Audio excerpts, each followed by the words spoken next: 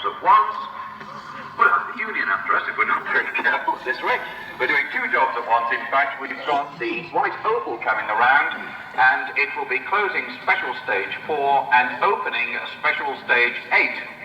There's a wonderful arrangement, to say the least. But in other words, I think the best way to look at it is, folks, and Roger Hicks has just come back to join me. Roger, you warm and dry again. You look remarkably dry. My tie mark is halfway up the knees at the present moment, but don't worry about it. Anyway, so we've got the white oval going round competitively, and it will be opening special stage 8, and this means we are not too far away from seeing the first of the competition cars proper. And he will be driving in a competitive manner. We don't say it'll be as fast as some of the works drivers, but it will be a competitive manner. The fastest time is Markku Alén, as you probably are now more than well aware. But while we've been away discussing other things, of course, you tend to forget what's happening and what is. So we'll, at the risk of boring you, run through it again. Markku Alén is the fastest at the moment with car number 3, and that, of course, is the Fiat Alitalia Lancia Stratos. Then we have Röhrl. I always think that's the most wonderful name for a rally driver, Röhrl. As a rally driver, you couldn't ask for a better name. 6 minutes 32. Then we go to 6 minutes 39, and that's the world champion himself, Björn Waldegard. Now, before you all rush and say there's no such thing as a world champion in rallying, if there was, and of course this year it's just been instigated, it is widely believed to be that, of course, Björn Waldegard would, in fact, have that. And I have more positions for you, ladies and gentlemen, and they are after Sutton Park, which is special stage 5. Röhrl leads at 22.29. Markku Alén is second with 22.37, and that's close. Hannu Mikkola has moved up to third now with the Ford Escort. Björn Waldegard is fourth with the Escort. Graham Elsmore with another Escort is fifth, dropping back from second place. Sixth, we have Pentti Ricola. Seventh, we have Ari Vatanen. Still with that big question mark over him regarding the passage control and the exit from here. Eighth, we have Bror Danielson. Ninth, we have Stig Blomqvist in the Saab, of course. And 10th, we have Per Eklund in the other Saab. And 11th, we mustn't forget him, of course, the Midlands man himself there, Russell Brookes, who's going absolutely splendidly. Very cheerful character. So the leaderboard position then, Röhrl leads from Markku Alén and Hannu Mikkola. Very, very interesting threesome, Roger. Thank you. Thank you, Dickie. Well, I'm glad you did that. It gave me a chance to have half a sandwich, a quarter of which I've still got. Well, here we are, back at the start. We have cars coming out competitively. Whistle. Ah, but we've got a rally stage running straight up the main street this weekend. There goes the white oval cadet, which is going round at competitive speed, one might remind you. Tyre combinations, and trying to get more traction at the back end for the loose forest stages.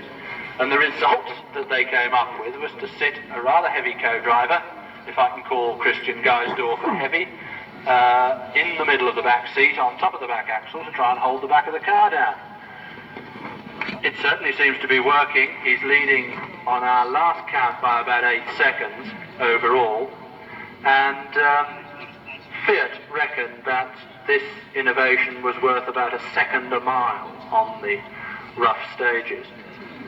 As a result of his doing all this sorting work, then Markku Alén has been given a Lancia Stratos for this rally, and as he's had as much experience probably as anyone over the forest stages in this country this year with a car like the Stratos, if it holds together, then it could be Alén's rally.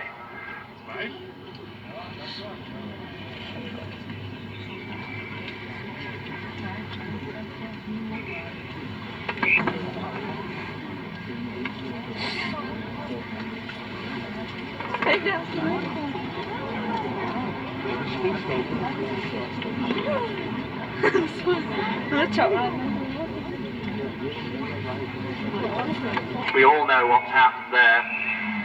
Due to the strike, these cars were handed over to and through goes the Century Oils Escort, opening up the track once again. Fourth of the works cars is a Haynes of Maidstone entry, and Russell Brookes is heat for hire car. Hans Thorstelius in the passenger seat comes up to go onto the ramp for his second run through the park. 6 minutes 39 seconds he did the first time in the light.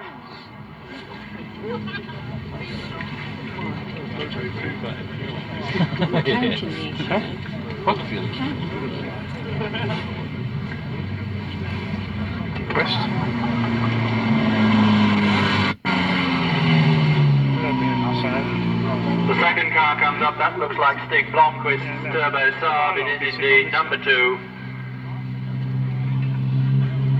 6 minutes, particular BMW took off on one of the yumps at the back of this track sometime last week and has a nasty bump on its undercarriage to prove it. Third car coming up, this definitely sounds rally-ish. Markku Alén at the wheel, the Fiat Alitalia car. Markku Alén, Ilka have to see the overall leader, which will be the Fiat Alitalia car number 5 of Walter Röhrl, Christian Geisdorfer.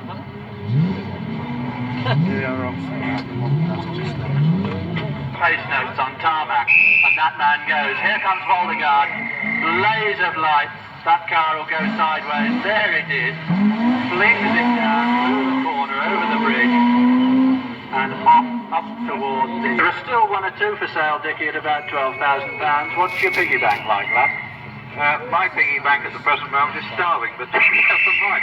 The thing is that, yes, they're fetching about 12,000. If you buy a second-hand one on the continent, they're fetching about 7,500 for a matter of tipping over on the cross-channel ferry. But that just gets you a road couple. Graham Warner of the checkered flag. And he says, well, that's the Markku Alén car. Sounded at all like a Ferrari, as it ought to. Corsica? No doubt. Are you a fully paid up member of the Union? Of the what? The Union course. Number 9, the legend of British rallying, the 39-year-old Roger Clark, won just about everything on 4 wheels to do with rallying, and now producing powerboats as a sort of sideline, and very expensive and beautiful powerboats they are. There is the Fiat of Markku Alén, the Fiat of Walter. The door and that, to see where he could talk to what's normally the driver, and suddenly find himself with nobody to talk to, and somebody just sitting in the back, all lit up. Who have we got coming towards us now? This is the Stratos, Minari.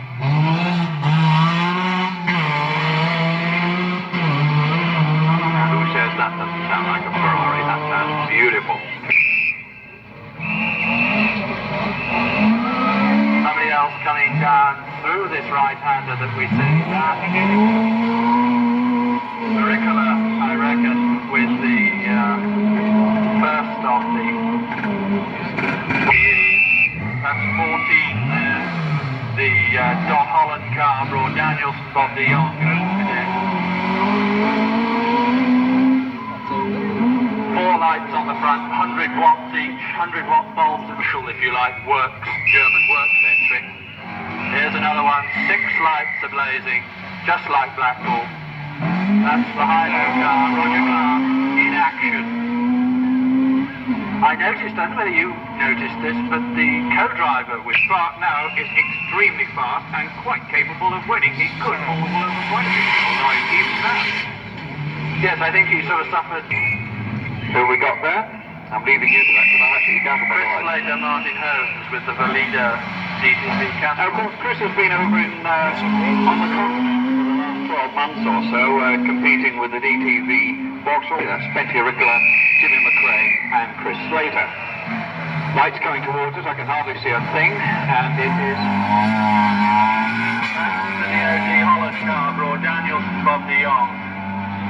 Bob de Jong, of course, runs it. He's been entered in this year in Little Magic, and they got Big Magic as a backup, which is the Group 4 car. There's the Euro handler car from Germany, Anders Kulang, Bruno Berglund. RAC with the Lancia HF 1.6 Coupe, and their lovely little motor car with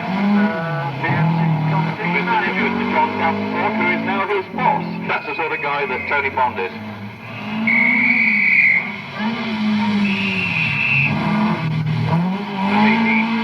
Slater and Martin Holmes, I think, if my memory serves me right, off the programme in the 2.3-litre DTV.